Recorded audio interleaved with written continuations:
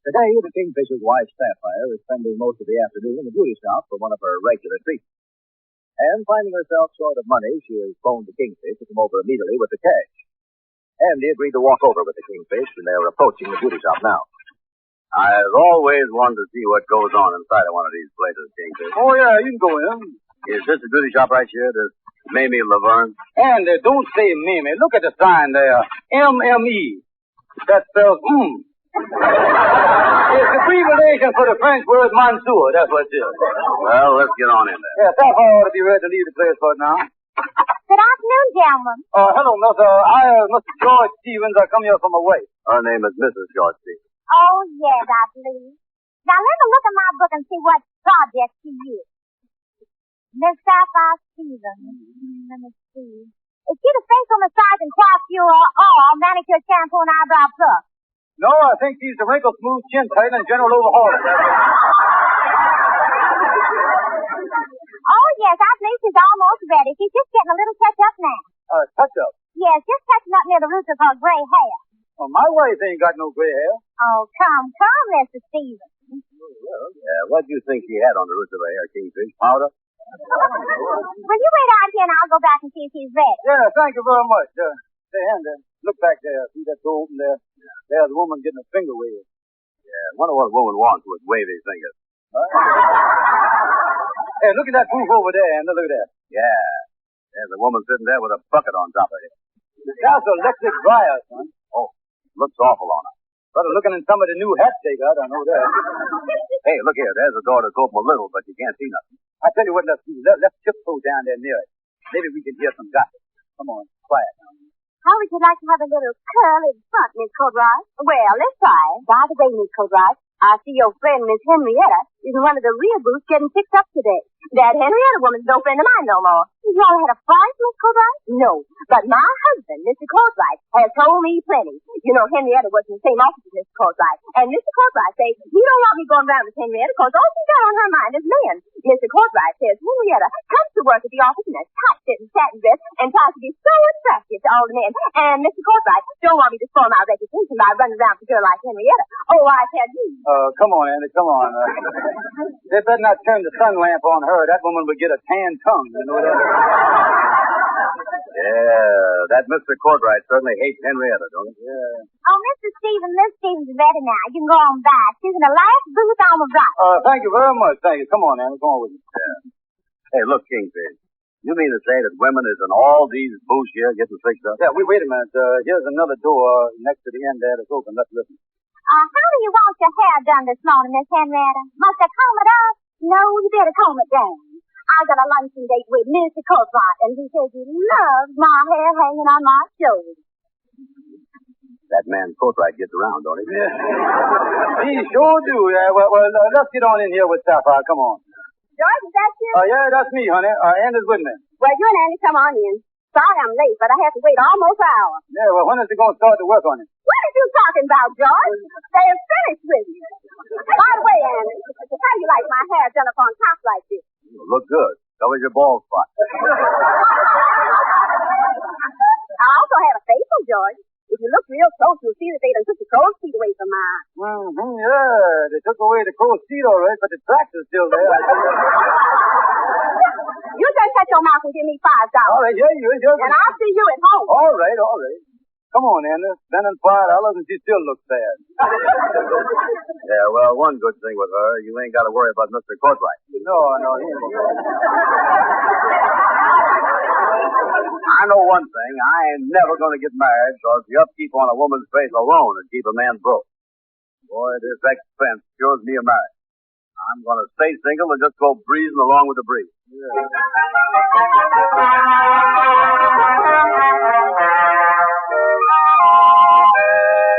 Is you comfortable in that chair, George? Why are you so sweet to me around the house today, honey? I done give you all the money I got. Well, George, I might as well tell you. One of my relatives is coming to stay with. Well, that's all. If you was thinking on that mother of yours coming around here and boss me and run my house, I'm going to throw up the sponge. Now, wait a minute. Wait a minute. Your mother is the meanest woman I done ever had in this house. Mother ain't coming. She is the worst. Did you say some sweet words then?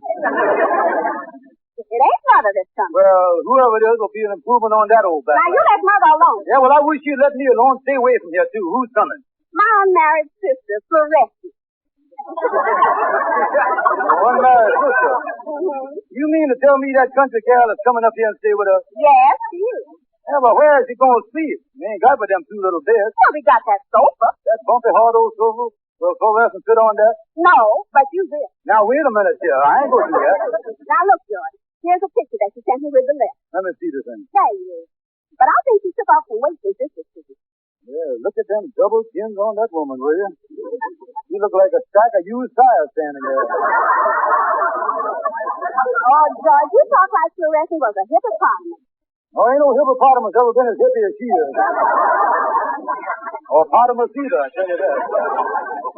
Well, she's coming anyhow. She's arriving tomorrow. Well, now, wait a minute. I can't afford to have her laying around here eating up my food. Well, there's only one solution to it, George. We gotta take care of her till we can introduce her to some legible bachelor that ain't married. Legible bachelor, huh? Now, who do I want to get even with about something? Let me see. Let me look at that picture again there. Look at that woman. She's getting ugly every year. Well, after all, George, she's 43. According to this picture, she's 10 years ahead of schedule. I know that. She ought to go in the beauty shop and stay there for a month. Never leave the joint. She ain't never been inside of one, George.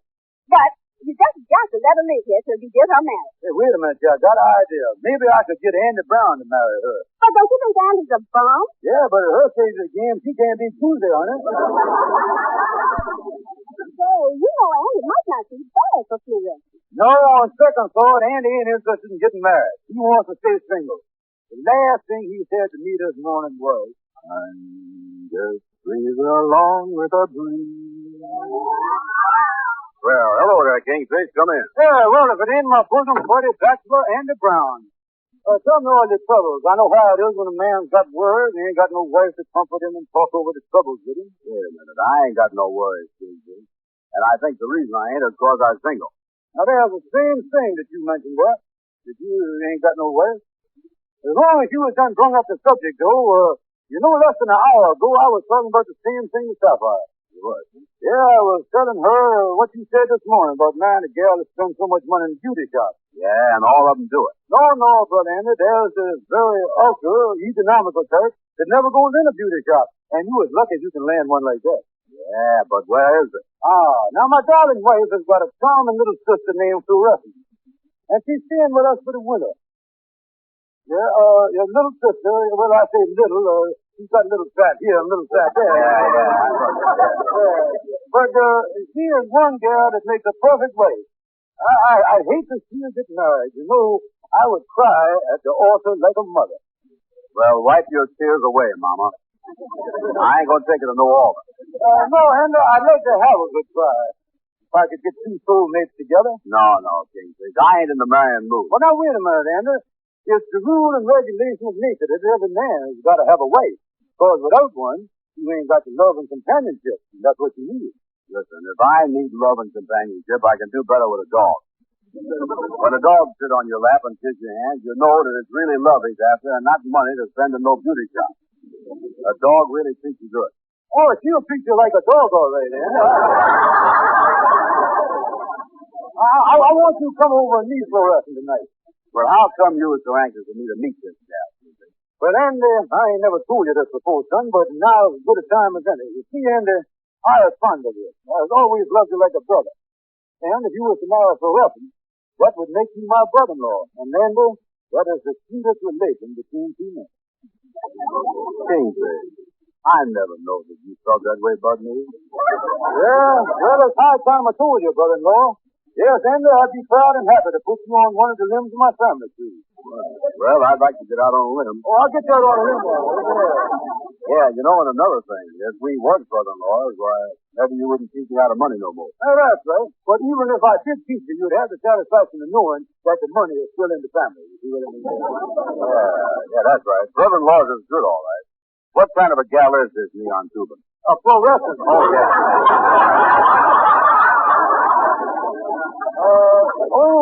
She is a lovely gal, and I want you to meet her before you marry her. If I'd have met her before I married my wife, I would have never married Sapphire. You mean you'd marry Fluorescence? No, I just wouldn't marry Sapphire. Well, tell me this. What does she look like? You got a picture of her that I can see? Yeah, I just got one here, but I won't warn you, Andy. This ain't a very good one. The picture was took under very bad conditions. It was, huh? Yeah, it was film in the camera at the time. That is old film, I mean, like that. Well, let me see the picture. Mm-hmm. This is a group picture.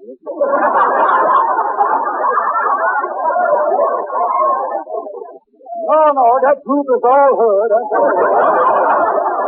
No, Kingfish. I think she's too old for me. And she ain't good looking either. Yeah, but looks don't mean nothing, brother-in-law, Andy. After all, beauty's only skin deep. Yeah, well, she's got a lot of skin on her there. She loaded with skin. Oh, yeah. She sure is a big woman. Yeah, well, now that's the beauty part of it, her being big. Most men marry skinny little gals, work their heads off, making money to fatten them up so they look like a wife. But you was getting a gal that's already been pre-fattened. Yeah, well, I'd like to meet her. What time should I come to see her? Well, we can have them supper around 7 o'clock. How about me getting there at 6:30? No, look around 8:30. You see, Fluorescence just come from the country and she ain't used to strangers yet. You can come to supper some other night after she done learned to eat with a knife and fork. Oh,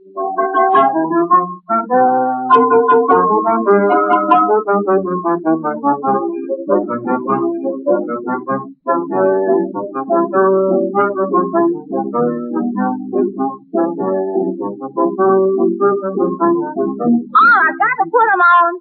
These shows of yours, brother-in-law, are too tight for my feet. It hurts me so I can't stand them. Squeeze into 'em, honey. Yeah, when you get acquainted with Mr. Barron, well, you can try him off again. Do that. All right, Brother John. Maybe you ought to sprinkle some of my perfume in your hair, honey. Look, I'm already dabbed behind my ears with vanilla extract.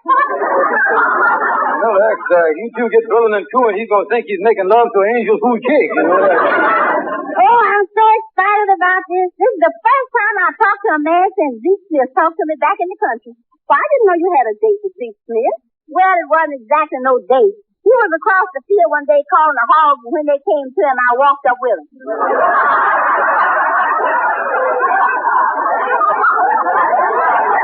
After that, you can always go out and round them up quietly. By the way, Sapphire, if Andy asks Fluorescence's age, we can't tell him that she's 43 because Andy's 43 herself. Oh, that's right. Well, you'll have to knock off 10 years and say she's only 33. Yeah, that's a good, there's Andy now. Put on your shoes, Fluorescence. He's here. Oh, Sapphire, how do I look? George, how do I look? It's too late now. I'm going to let him in. Well. Good evening, brother-in-law. Good evening, Andy. Hello, folks. Andy, allow me the privilege to introduce to you my very charming and single sister-in-law by marriage, the very desirable Fluorescence. Well, I got to be going. Wait a minute. Come back here. No, let go of my necktie, Kingfish. Let's go. You're choking me. Don't go soon, Andy. And for him to say hello to Mr. Brown. Hello, Mr. Brown. Sapphire, can I take off my shoes now? Oh, wait a minute, Andy, sit down. Make yourself comfortable. Take off your shoes, too, Andy. Yeah. You two ought to find a lot in common on account of there's only 10 years difference in your ages. Yeah, I figured she was about 53. Oh, Andy, you missed it by 20 years. Well, I didn't want to say 73. And what you got in the package? I brung you a present. What is it? A bag of potato chips. Potato chips? For me? It's for us. Oh, gimme. I just love these potato chips. Wait a minute, Fluorescence. You've got to take them out of the bag first there. Don't do that. Well, come on, George. Let's go to the movies and leave the young folks alone. Yeah, well, we'll be back in a couple of hours. You'll enjoy yourself, and if I know Andy, he'll speak right up for himself. Yeah, well, see you later. Goodbye. Have a good time, you little lovebird. Come on, George. Oh, George, I certainly hope that this thing works out. You think it will? Well, I'll soon find out. I tell you what we're going to do. Let's stay right here, and I'll peek through the keyhole. What do you see, George? They is sitting in two chairs. Wait a minute. What is it? Andy is getting up. He's walking over to the sofa. Well, where's Fluorescence? She's sitting in the chair near him. Andy is dimming the light by the sofa. Oh, that's great. It's worse. That's all. Now he's sitting on the bed. Really? How about you? Well, he ain't moved yet.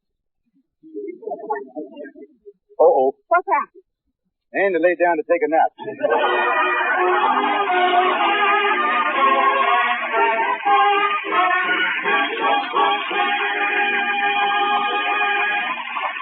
What you want to see me about, Andy? Well, Amos, I want to ask you a question. Mm-hmm. If you was me, would you marry a gal if you didn't love her? Well, not unless I was out of my head, I wouldn't. Well, the Kingfisher's sister-in-law, Fluorescent, is the gal. Huh? I think she's too old for me, though. It finally come out that she was 73. Oh, Andy, I don't think a man ought to marry a gal unless there's true love there. Yeah, I think you're right. After all, Andy, a real marriage is when you can have the thrill of picking up the one you love in your arms and holding them close to you. Yeah, well, that holding close thing ain't bad, but somebody's got to help me when it comes to picking Fluorescent up. Well, tell me this, Andy. When you see her the first time, did you have a feeling of love? Did you kind of get tight in the chest? No, I got upset in the stomach. Well, Andy, just remember one thing. After you marry a gal, you got to live in the same house with her for the rest of your life. Yeah, you're right. Amos, you talked me out of it. Yeah, well, come in, Kingfish. I just leaving. Yeah. Well, how is you there, Amos? How is my future brother-in-law, Andy? That's what I want to talk to you about. Yeah, well, I'll see y'all later. So long, fellas. Thank you, Brother Amos. So long, Amos. Brother-in-law, dear. Hold it. I might as well nip you in the bud right now and tell you that I ain't gonna marry Fluorescent. But, Brother Andy, you mean that you ain't gonna marry Fluorescent, that sweet little delicate flower? What you talking about, flower? She went to seed 20 years ago. Kingfish, I just don't love her. Brother Andy, that's the old-fashioned idea. The new way is to marry him first and then learn to love him. Yeah, well, I like the old-fashioned way of loving them first and then learning to forget them. Now, wait a minute. You can't do that to me. Now, like I told you 20 times before, she's too old for me. Well, now, wait just a minute here. I'll sue you for breach of promise. I'll go see my lawyer right now. You'll sue me for breach of promise. Yeah, you promised to be my brother-in-law. Oh, I'll get you.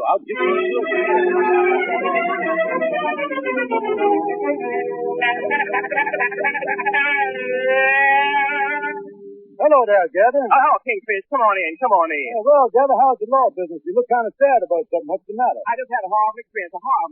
I just lost a client. Oh, that's too bad. How did it happen? I fell off the ambulance. Well, now listen, Gather, I come to see you about my sister-in-law, Fluorescent. You seen her since you've been in town? You mean that barefoot gal that was sitting on your front steps at Sapphire? Yeah, that's her. She just come up from the country. Well, tell me something, Kingfish. Is she web-footed or was that mud between her toes? Wait a minute. You must have seen her when she had my shoes on. How'd she get to New York? Hitchhike or walk? Oh, she came by Greyhound. Greyhound? That dog certainly can't alone, didn't it? Andy Brown promised to marry this gal and then back down. Said that she's too old and ugly and all that stuff. Now, here's what I want to ask you. Can I force the marriage by suing him for breach of promise? Breach of promise. I represented a beautiful girl in court once, and she was suing for breach of promise. I got up and I pleaded my case right to the judge. I pleaded right to him. I made a wonderful plea. Then the lawyer for the defendant got up, and he made his plea. The judge didn't know what to do. He said to this beautiful girl, "Come with me into my private chamber." She went in there with the judge. They was locked up for 20 solid minutes. And then the door opened, and the judge spoke. What did he say? Lovely.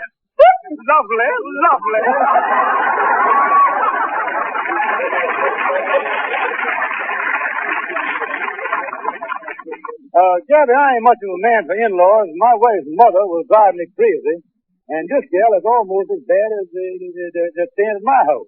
Now, how can I get Annie to marry so I can get out of our house? Oh, when I saw her, she looked like a scarecrow. Why don't you send her to the beauty shop and get her fixed up? They can do wonders over there, just wonders. Hey, that's a good idea. I'll put my watch in pawn, I'll put everything else in pawn, and I'll get them to fix her up so she'll be a real glamour gal. Oh, that beauty shop a good job on, all right. They'll give her false eyelashes, they'll give her false eyebrows, they'll put rats in her hair, they give her false fingernails, and a duplo job on her face. Make her real good looking, just like other women. Jonah? Yes, indeed. And after she gets them beauty shop good looks, she'll understand one thing. What's that? Why, so many women carry umbrellas when it rains.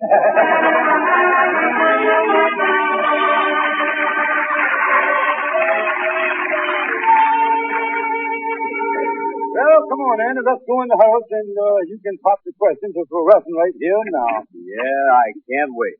I had seen her 2 or 3 times on the street lately, and she looked like $1 million. Oh, yeah, it's wonderful what they can do for them in the beauty saloon, all right. Yeah, and since she got herself all fixed up, she really done become a hip gal. She's popular, too. Oh, yeah. I can hardly wait to pre-pose marriage. Hello there, Florence. Who is you? Oh, hello, Brother Brown. What's cooking? Hello, Mr. Brown. How's Dreamboat today? Look at you. You really beautiful now. Well, Fluorescent, darling. I got something to say to you. We're just got together, lover boy. What's on your mind? Well, I'd like to talk to you about now. Sorry, honey, Tom. We're going to the head check over to the cigar ballroom. Just talk to him about the same thing, and you're all set. Sure enough, you mean that you was going to get married? Oh, congratulations. Wait a minute here. What's the matter with me for a husband? I'm sorry. You're too old for me. Sit on, Tom. So now, there's a fine thing. Well, Lando, it's too bad that you didn't take her off my hands. But I done a pretty smart job in getting her fixed up and finding a husband for her. Oh, boy, I was rid of her. And me and Sapphire are going to have some peace around here now. Oh, George, did Fluorescent tell you the good news? Oh, yeah, I just heard it, honey, and I'm plenty happy. Oh, I was so excited about it that I phoned long distance to Mother. And I told her how easy you got Fluorescent married.